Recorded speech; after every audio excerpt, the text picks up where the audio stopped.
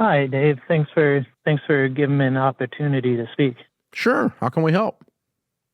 Well, I am an owner operator of a service industry business, and we turn about 4 million in revenue a year. What's unique is I am a fourth generation in the industry. Wow. My great grandfather started the business in 1954. Very cool. Passed through my yeah. A lot of people love the context of that. After I work for them, it's a real good opener for conversations. I bet. But anyways, so I'm now in the process of taking over the business from my father, and through his career, there's decisions he's made that have been great, and there's decisions he's made that, out of his own mouth, he regrets. And some of those decisions are still impacting the business today. So my question would really be, how do I navigate handling decisions set up by my father, who, if we go back on them, will have profoundly negative consequences? How do I navigate the transfer of ownership, upholding decisions like that I don't necessarily agree with? Okay, that's pretty vague. I have no idea what you're talking about. So give me an example. For an example of something that he has done that he regrets, that I am now receiving the fallout of, is there was a theft in the business, and throughout that coming out by an employee, throughout that coming out and the employee apologizing, and he was allowed to begin working for us again. And it has been years. But I find that my knowledge of what he did in the past is affecting the way I treat him as an employee.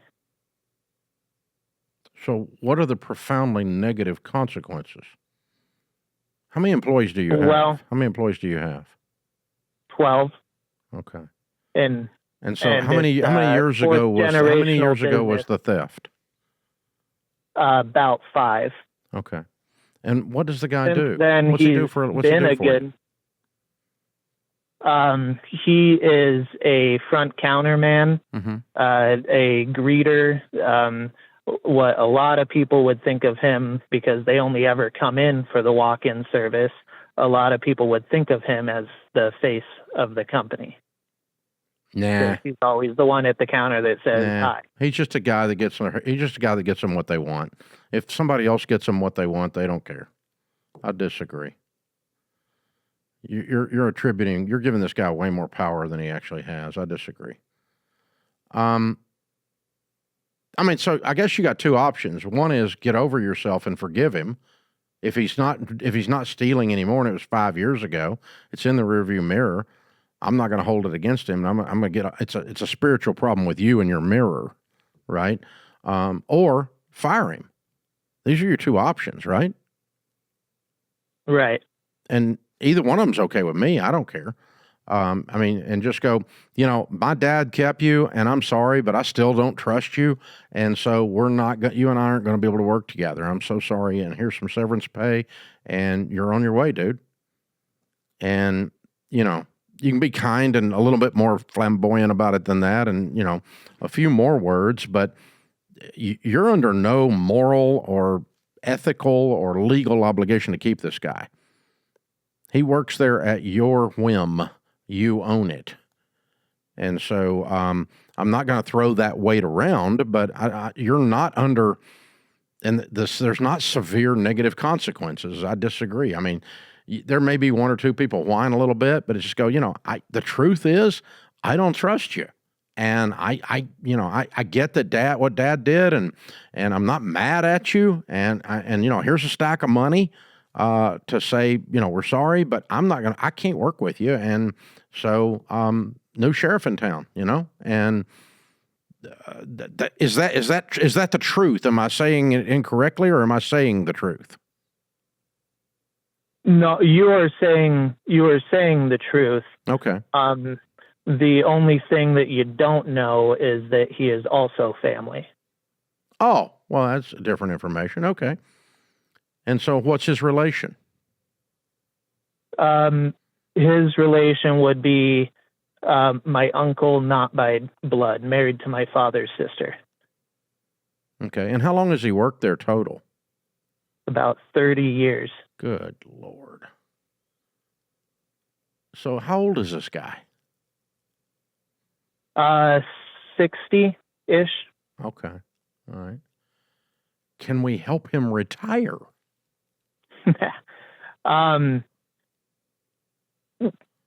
No, probably not. Not to put everything out there, but he also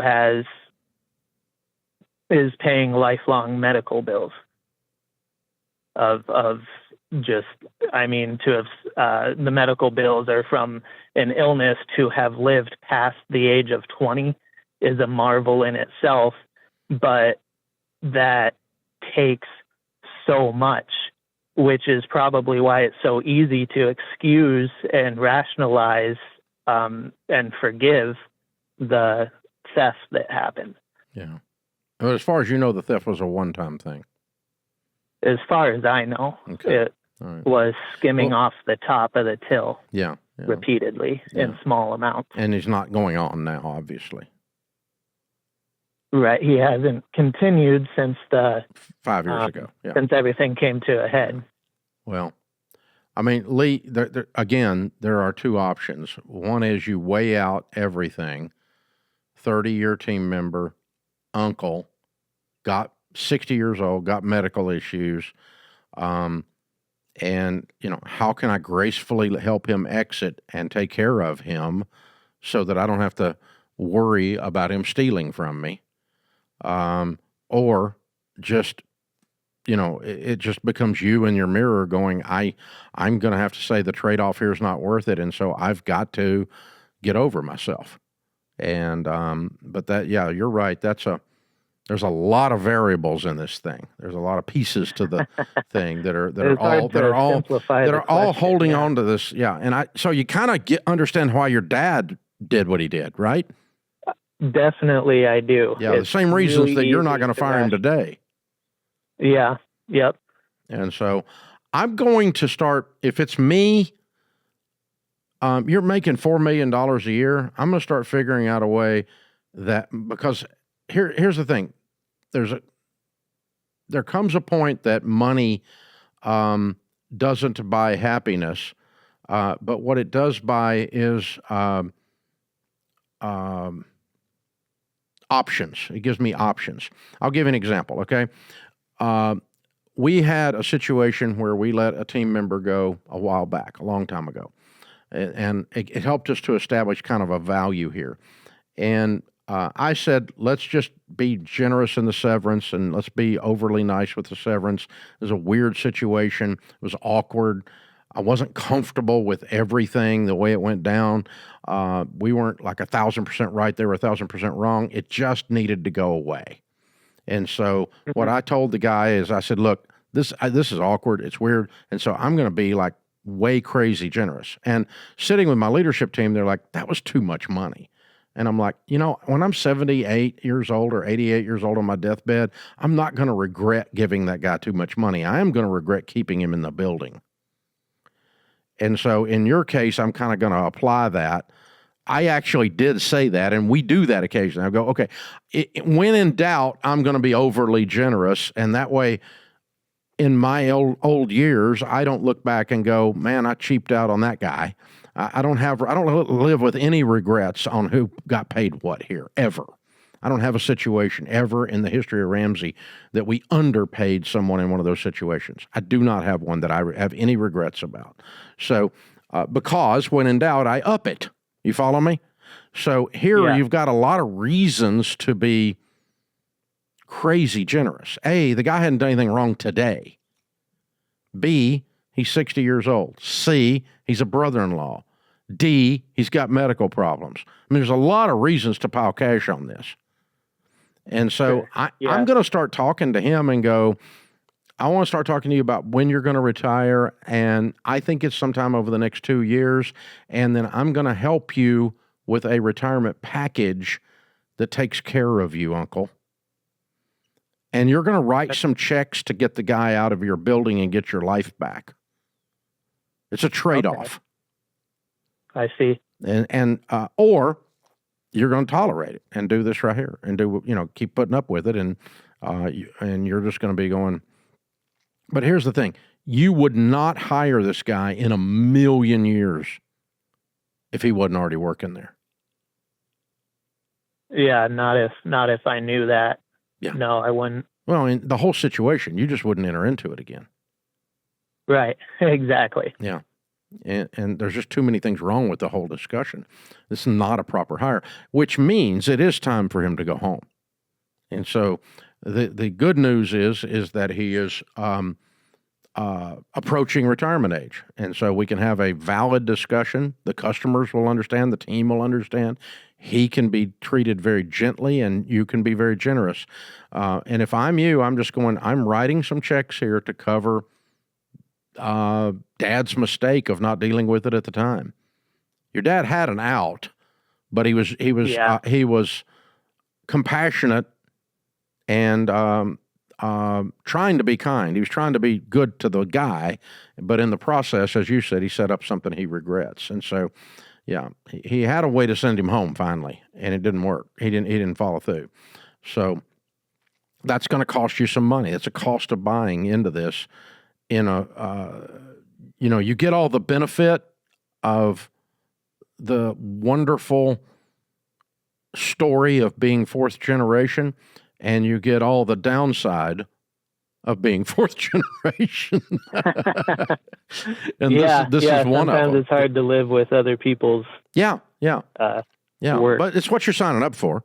And, if I was you, I would trade it. I think it's a fair trade. I get to be the fourth generation doing this, but the price of admission to be me is I got to deal with this uncle. Yeah. And, so there's always an upside and a downside on the scale. And I think the scale's tip in your favor still. I think the price of admission to be you is a good price. I like it. I'd be you. So I would, but I'm going to start talking to the guy and say, hey, we got to start talking about when you're going to leave and how I'm going to take care of you so you're able to leave.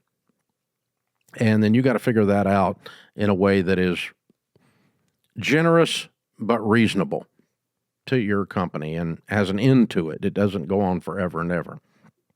Not like I'm going to pay you your salary for the rest of your life to not be here. That's not what I'm talking about. But if I was firing this guy, I might give him 2 years pay. So we might start trying to figure out, instead of firing him, we're going to call it retirement, and we're going to get him to volunteer for it, and we're going to give him 3 years pay. I don't care. He probably doesn't make that much anyway. And so, you can do a lot of things, and he goes on and does something else or whatever. But yeah, ouch. It's going to be a hard conversation regardless of what you do, but I think it's a hard conversation you're going to have. And that's one of the days when leadership sucks. And there's a lot of days when leadership has to have the shovel out with the manure, and nobody else shovels but leaders. That's who does it. That's part you just hold your nose and get the shovel out, and I'm sorry. That part I hate, but that's an interesting discussion though. And note to the generation before, if you clean the stable, you don't have to ask your kids to do it when you hand it off next. So do your job as a leader, and then you don't have to hand your kid the mess.